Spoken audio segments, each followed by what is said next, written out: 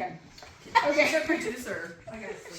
Okay. Hi, my name's Katie, and I'm a survivor of domestic abuse, but there's so much more to my story than that. My story is one of heartache, fear, love, confusion, and abuse, but also of God's faithfulness, healing, and freedom. The Lord is close to the brokenhearted and saves those who are crushed in spirit. Psalm 34:18. From the time I was a child, I believed my worth came from being the fixer. I grew up in church, and I always knew about God, but he often felt very distant and cold to me. I rarely heard him speak, and for us, church was mostly just something we did on Sundays. My parents believed, but at that time, their relationships with Jesus weren't something I could really see or learn from. Now their faith is visible and alive, but growing up, I didn't witness that example. I felt like if I couldn't solve problems, mend relationships, and hold everyone together, then I didn't matter if I couldn't. I felt like if I couldn't fix people, I was no good. I had not found my worth in him. That belief followed me into adulthood. I carried a false responsibility to fix my husband, fix our marriage, and carry the weight of everyone else's brokenness. I thought being the fixer was noble, but what I didn't realize is that I was trying to play God. And in his love, God gently showed me that that was pride. Only he could heal people and restore relationships, and that was never my job. It wasn't until 2020 that I truly made him the Lord of my life. That's when I began really seeking him, really listening, and finally experiencing what it meant to walk with him personally.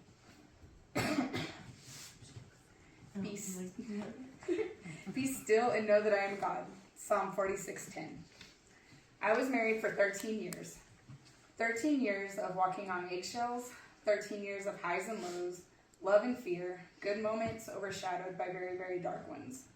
There were times when he was amazing, loving, thoughtful, and the man that I believed he could be. But then it would all disappear. He would turn into someone unrecognizable. The cycle of abuse always returned. He controlled what I could say and who I could mention. I wasn't allowed to talk about my oldest daughter's dad, who was her biological father. Just saying his name could set off an argument or so much worse. He also controlled the truth my children were allowed to know. He would not allow our youngest daughter, Dakota, to be made aware that she had 3 siblings from 3 previous women in his life, children that he had signed over his rights to before we ever met. She was also unaware that my oldest daughter, Lorelai, was her half-sister, because he would not let us tell her. His insecurity about my previous marriage and his jealousy dictated what could or could not be said in our home. When things didn't go his way, he often turned to manipulation. He would leave and hide in the woods for hours, threatening to kill himself. He would give me impossible ultimatums, demands that I could never meet, but was terrified not to try. I've had to wrestle guns out of his hands on more than one occasion. I've received horrific photos showing him hanging from a noose or with a pistol in his mouth. I've cut him down multiple times. One day, he even threatened to kill himself on Facebook Live if I didn't comply with what he wanted. But when I did comply, the ultimatum would change and the cycle would start over. This was terrifying. I felt like I was living in a nightmare during these episodes. He constantly sought validation from other women, leaving me feeling like I was never enough. And when his anger boiled over, he caused thousands of dollars worth of damage to our home, holes in walls, broken furniture, shattered doors. Every outburst left behind scars, both visible and invisible. And yet, after every episode, I stayed. I told myself he needed me. I believed that if I just prayed harder, tried harder, loved harder, things would get better, but they never did. The abuse only grew worse. I found myself lying for him, convincing myself, my daughters, and even my family that this time would be different. I covered up the damage, patched holes in the walls, and tried to piece our family back together. I carried that heavy weight on my shoulders for far too long. In January 2024, it escalated again.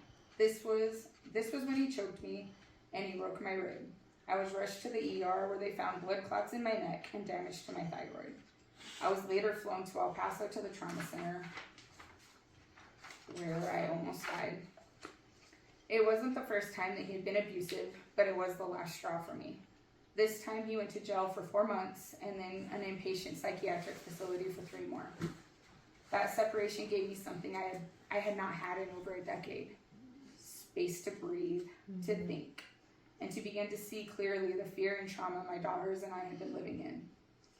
During this time, he would call me from jail constantly, sometimes 20 calls and voicemails per day. Sometimes I would answer and sometimes I wouldn't. Every call was filled with his desperate pleas for me to help him, but not one call had any remorse or accountability for the way he had treated me and our kids. Our children had witnessed some very horrific abuse throughout the years and had often feared for my life. My oldest daughter confided in me that she often wondered if she would be able to defend me if it came to that. No 9-year-old daughter or no 9-year-old should ever have to have such thoughts about her father figure. It took me months to finally break free and realize it was never my responsibility to fix things for him with our friends and family. He wasn't willing to do the work. He expected me to carry it all for him. And for so long I did. I had covered for him, explained for him, and carried his burdens as if they were my own over and over and over again. For I know the plans I have for you, declares the Lord. Plans to prosper you and not to harm you. Plans to give you a hope and a future. Jeremiah 29:11. During that season, I had the opportunity to attend a women's retreat focused on healing, purpose, and God's love. We had no phones, no distractions, just time to face our hurts and hear from God. I went expected, convinced God would tell me exactly to do in my marriage, convinced that he would fix it for me. But what he did was so much deeper. On the first day, I realized I had never felt truly protected by the men in my life. Without meaning to, I had projected these disappointments onto God. I loved him, but deep down, I didn't fully trust him to protect me or take care of me. The Lord will fight for you. You need only to be still. Exodus 14:14.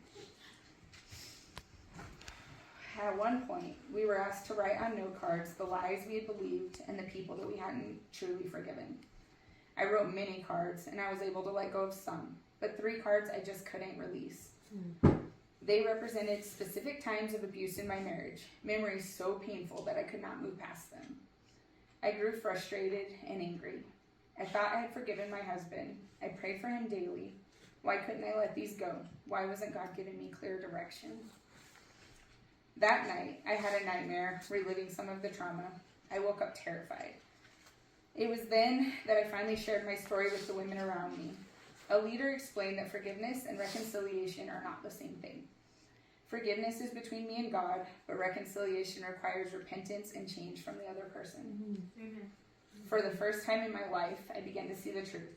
It wasn't my job to fix him or bring him home. Cast all your anxiety on me because he cares for you. 1 Peter 5:7. Later, I carried those 3 cards out into the woods and sat under a canopy of trees weeping. I cried out to God, why didn't you protect me? Why did you let this be my story? Why did you put me and my kids in this situation? And then it happened. In a perfectly clear, beautiful blue sky, raindrops began to fall on my arms and my face. God whispered to my heart, my tears have fallen. Every time you've hurt, every time you cried, I cried with you. These were not my plans for you, but I will use your story. I love you. For the first time, I felt truly seen, held, and loved by my Father. Therefore, behold, I will lure her and bring her into the wilderness. That was going to make you cry. And speak tenderly to her. Hosea 2:14. So when I was out there, I wrote a poem. So I'll read you my poem. It's called The Rain. In the woods, I called his name. I screamed and questioned why I felt so alone in my pain. I begged and pleaded, why did this have to be my story, my legacy? I looked up among the trees to see that he felt my pain and cried along with me. He made it rain just for me. Rain came down from that crystal sky. I felt his love in his broken heart. I climbed into his lap and he whispered, daughter, this is just the start. He cupped my face as the rain came down, his loving voice the only sound. I held up my burden to his loving stare. I shook my head and glanced down in shame. He softly tilted my chin to meet his gaze. He gently spoke my name. He grinned and took my burden from my hand and held it there in his own. Daughter, these are not yours to bear. He spoke gently to me as he held me there. He showed me every tear I cried, how he was catching every drop with love and care. He took the pain upon himself, and I finally laid it there at his feet, in the woods, my daddy I did meet. He smiled and said, my child, you are free. I took his hand as the rain came down and laid it all upon the ground. He made it rain just for me. Rain came down from that crystal sky. I felt his love and his broken heart. I climbed into his lap and he whispered, daughter, this is just the start. Come to me, all who are weary and burdened, and I will give you rest. Take my yoke upon you and learn from me, for I am gentle and humble in heart, and you will find rest for your souls. For my yoke is easy and my burden is light. Matthew 11:28-30. That day in the woods, God began to dismantle another lie I had lived under for years. That if I just prayed harder, behaved better, and was good enough, that he would finally answer my prayers. I thought his love depended on my effort. I was striving instead of thriving. But God showed me his love is not earned. It's freely given. He wasn't asking me to prove myself. He was just asking me to trust him. But he said to me, my grace is sufficient for you, for my power is made perfect in weakness. Therefore, I will boast all the more gladly about my weakness, so that Christ's power may rest on me. 2 Corinthians 12:9. That realization changed everything for me. I began to see surrender not as weakness, but as freedom. Surrender meant letting go of the burdens that weren't mine to carry. It meant trusting God with my husband's healing, my children's safety, and my own heart. It meant releasing control and letting God be God. And while surrender isn't easy, it's daily, sometimes hourly. It's that place that I have found freedom and peace. Trust in the Lord with all your heart and lean not on your own understanding. In all your ways submit to him, and you will make your paths straight. Proverbs 3:5-6. Since then, my life has changed. I've gotten a divorce. I was awarded full custody of my younger daughter. My girls and I are now in a safer, healthier environment. We are healing from years of abuse and trauma, and we are learning day by day to see God as the Father we can love and trust. Some days the scars still feel very fresh. Some days the memories are heavy, but God meets us there. He is teaching us that his perfect love casts out fear. It's a daily battle, but the more we seek him, the more he heals us. Our peace is returning and our joy is coming back. You will keep in perfect peace those whose minds are steadfast because they trust in you. Isaiah 26:3. Looking back, I see that God was with me even in the darkest places. He wept with me and he carried me. And now he's redeeming my story, not because I was strong enough or good enough, but because he is faithful. Mm-hmm. Being confident of this, that he who began a good work in you will carry it on to completion until the day of Christ Jesus. Philippians 1:6. My story isn't over. I'm still healing, still surrendering, still trusting. But I know this. I was made for more. Not for abuse, not for striving, not for shame. I was made for freedom, and so are you. God loves me, God loves my children, and God loves you. He sees us, he holds us, and he is still writing our stories. Amen.